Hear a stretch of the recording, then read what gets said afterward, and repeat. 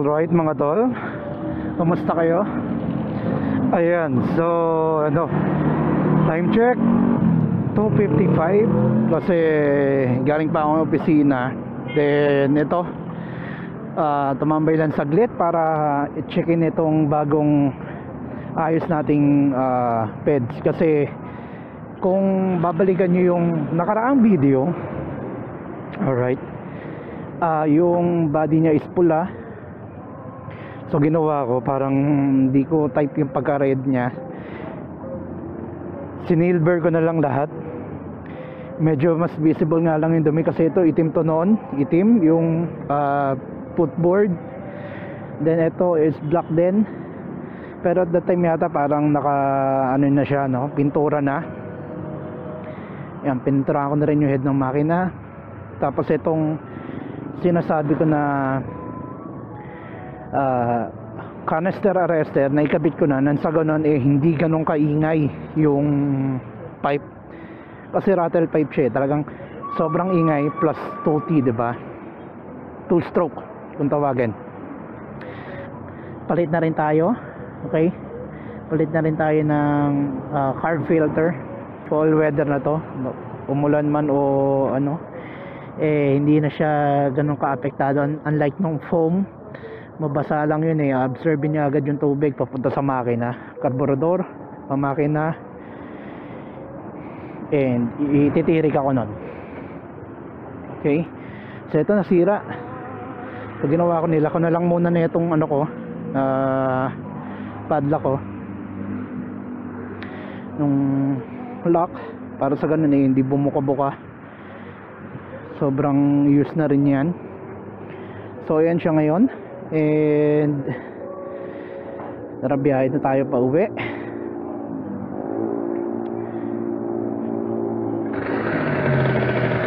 One click baby. So yun nga, no, tulad ng sabi ko last video regarding dito sa GoPed ko is ano tayo, lalagyan natin siya ng canister arrester. Okay, so pagkalagay ko, after nun mas tatahimik. And ayan na siya ngayon. Compare, ito ilalagay ko ulit yung, isisingit ko ulit yung video. Compare dito sa rattle pipe na gamit ko nun, na sobra ingay. Kasi nga bukod sana iirita rin ako sa sobra na, hindi naman sobra ingay, pero maingay talaga. Pagagamitin ko, kailangan ko pa siyang ilakad palabas ng subdivision bago ko siya i-start, kasi umalis ako sa bahay ng around 4:30. Napakaingay, nakakaya sa kapitbahay, may mga natutulog pa nun. So kung gusto ko tong gamitin,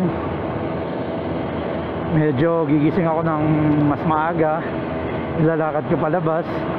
Paglabas ng gate, doon ko siya i-start. Ayan.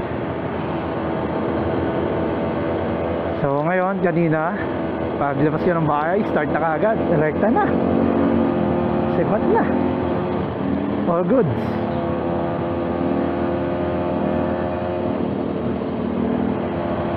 So ayan.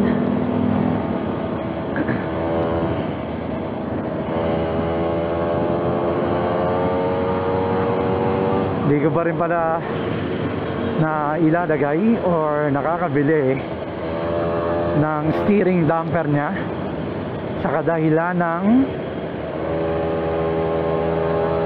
muna tayo rito.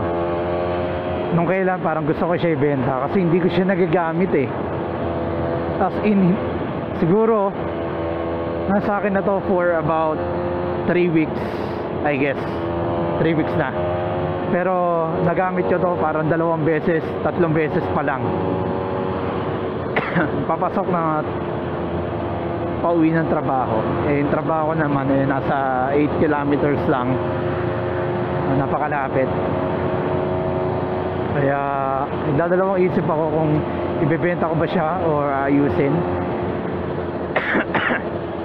Pero nung Sabado night, wala akong magawa, Ayan, pininturahan ko para mas luminis tignan, and mas appreciate ko naman.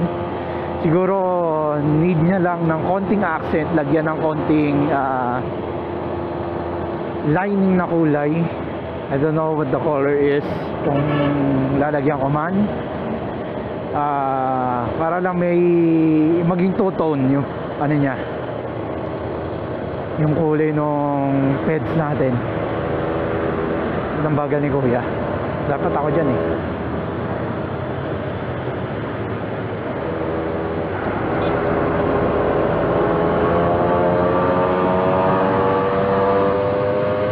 Ito tayo, di naman tayo tumatakbo ng todo, no? So there's no need na para lagay ng steering damper, unless ayan, no, pag nasa high speed ako talaga maalog siya. Malaking factor din yung meron ka para iwas gewang. Alright, so ito na nga, no, pauwi na tayo, malapit-lapit na tayo sa bahay. Kakalampas ko lang sa district, and still thinking kung ibebenta. Pero kung ibebenta, the price is 15K, negotiable. Magtawaran na lang tayo, and kung mapagkasunduan natin yung presyo, it's yours. Kasama na lahat na nandyan. May ilaw na rin to, may extra battery, tapos naka dual pole, 71cc makina, big chain. Yung ratio ng